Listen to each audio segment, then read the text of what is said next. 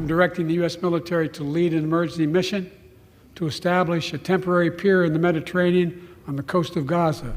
That was President Biden back during his State of the Union address. Fast forward a few weeks, and despite being at odds over a ceasefire, Israel is agreeing to provide a so-called security bubble for the U.S. pier project off the coast of Gaza. It's aimed at helping provide much-needed humanitarian aid. Officials familiar with the plans broke the news to Politico. Here's what we know. Israeli Defense Forces will be responsible for securing the pier to the beach, but it's still in the planning stages. Nothing is entirely settled yet. A spokesperson did confirm the IDF will be, quote, coordinating with the U.S. military to facilitate the project, but didn't get into details beyond that.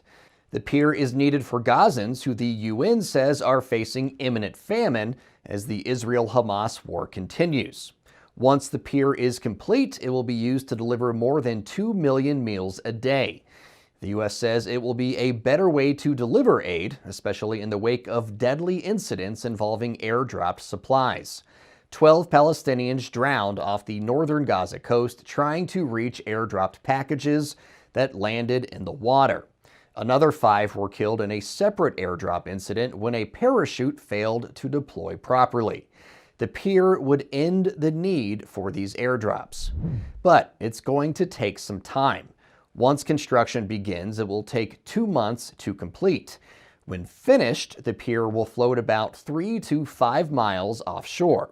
An 1,800-foot causeway anchored to the beach will be used by ships to offload aid onto the pier. After that, trucks will take it and distribute it into Gaza.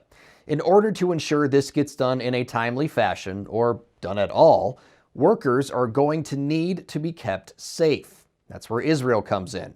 But the way the IDF will provide security or secure the pier is still a mystery. Because of that, lawmakers have some serious questions about how the construction process will go.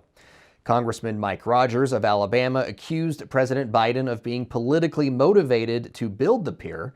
He cited a protest vote in Michigan's Democratic primary in which a large swath of voters wrote in uncommitted because of U.S. support for Israel's military efforts, pushing Biden to move, quote, really fast on the pier. Rogers says he wants more answers, and so do Democrats. The White House says no American troops will be on the ground to build the pier. When asked how that would happen, specifics were not given.